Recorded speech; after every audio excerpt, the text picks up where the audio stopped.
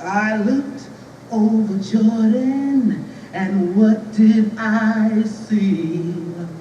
Coming for to carry me home, a band of angels coming after me, coming for to carry me home.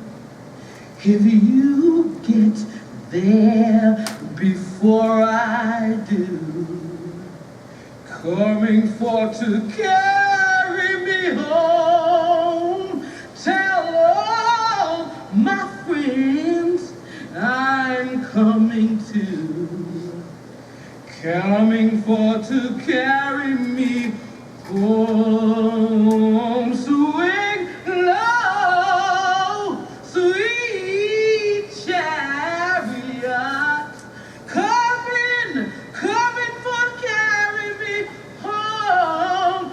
Swing low, low, low, sweet chariot, coming for to carry me, coming for to carry me home.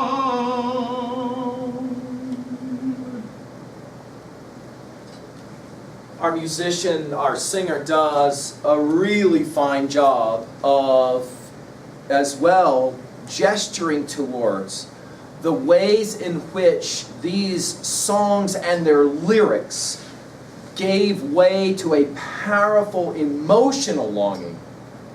In the history of music, it cannot be overstated the significance of songs like the two that we've just heard.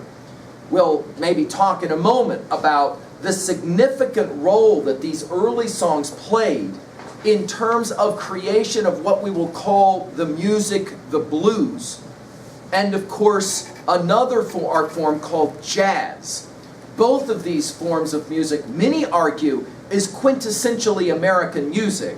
Now, of course, the debate about where rock and roll came from and the music that would then come out of that form of music called rock and roll is a subject of huge debate.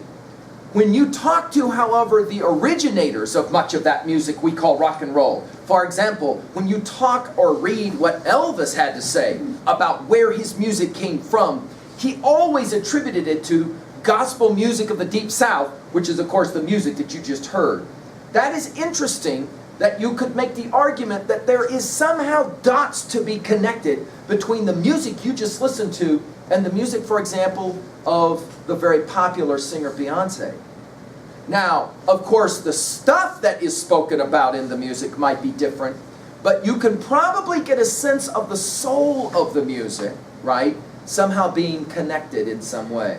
Let's go ahead now and do some quick work at level 1, 2A, 2B, 3A, 3B. Shall we, to finish up our annotations? At level 1, you could write down for both of these very simple kinds of understandings, isn't it? Notice that for both of these texts, emancipation, freedom is central.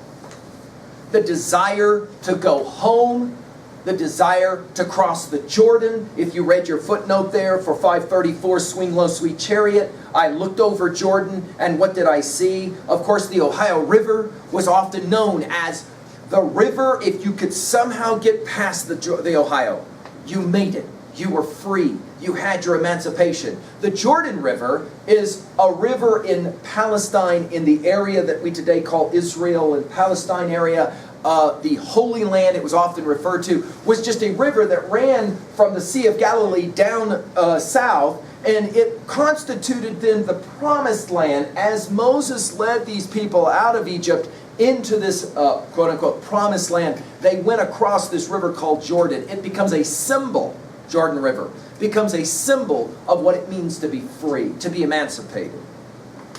We could, of course, identify many messages here. Let's list a few of them in 2A. Messages, themes.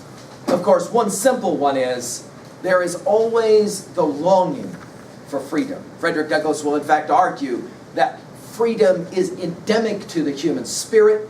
We long to be free. We do not want to be enslaved. and therefore slavery is illogical. It's unnatural. It's not what we want. There is, of course, a message here of the hope for salvation. So we could write this down. We will make the argument that by and large Americans are always defining themselves as a very hopeful people. And certainly within slave culture they use the religious texts as grounds for hope. The hope that things would be better. Finally, notice that in both of these titles there is the call for leadership. There is the call for someone to step up, to speak out, to be an advocate. Of course, it will be a young Martin Luther King Jr. who will sing spirituals in church like this and will identify with the message. Someone has to stand up. Someone has to point in the direction. Someone has to be the leader of the voice. Even, as he said, just days, just hours before he was assassinated, even if it means dying for that cause. It will be King who said, if you are not willing to die for a cause, then you certainly are not willing to live for that cause. That's a pretty radical statement.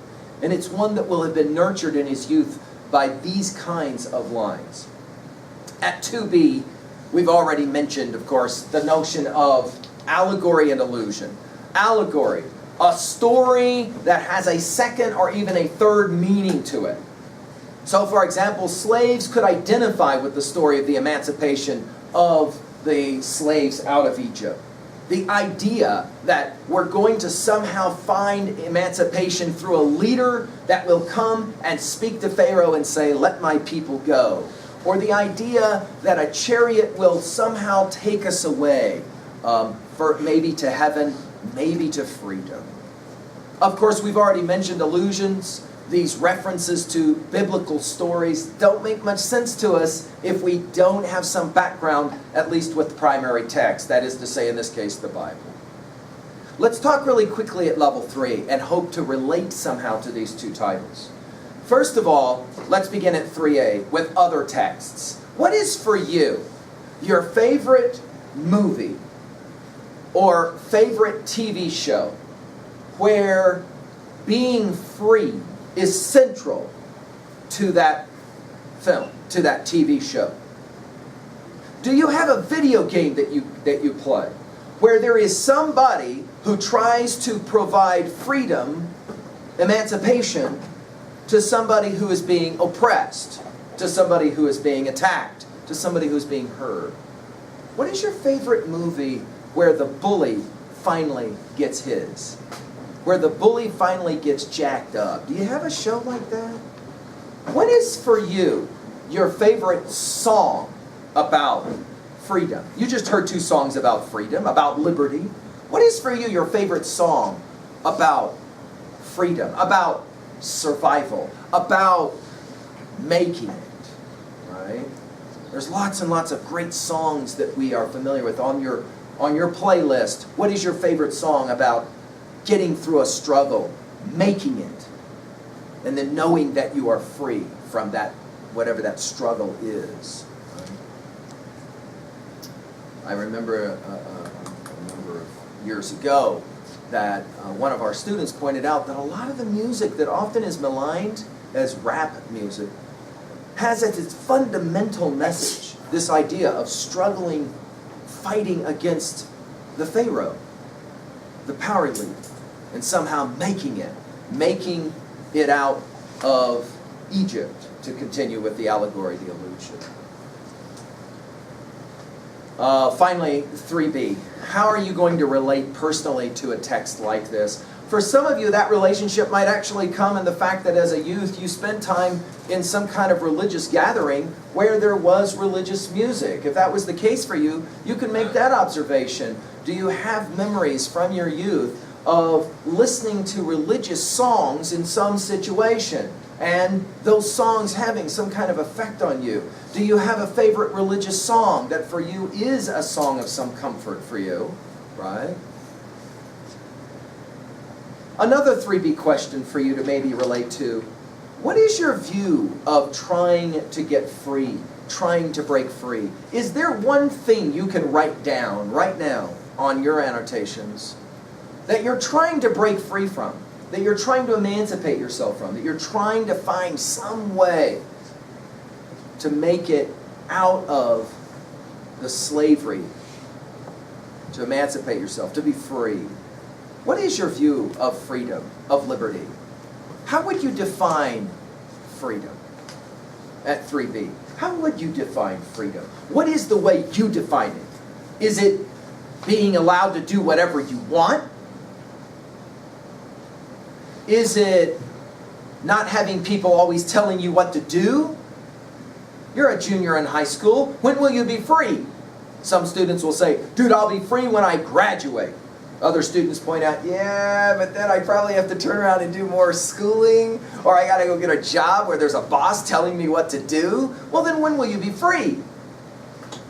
Are you ever free in your life? Is there such a thing as true freedom? How do you define it? Or is it rather the case you're as free as you allow yourself to be? Freedom is a choice that you make within the confines of your own situation. Finally, question, what would you have done if you had been a slave? Would you try to escape through mechanisms like the Underground Railroad? Do you think you would have risked your life or the lives of those you love to try to escape to freedom? Or are you more inclined to think that you would have stayed right where you were and just tried to survive in the situation? Finally, are you a singer?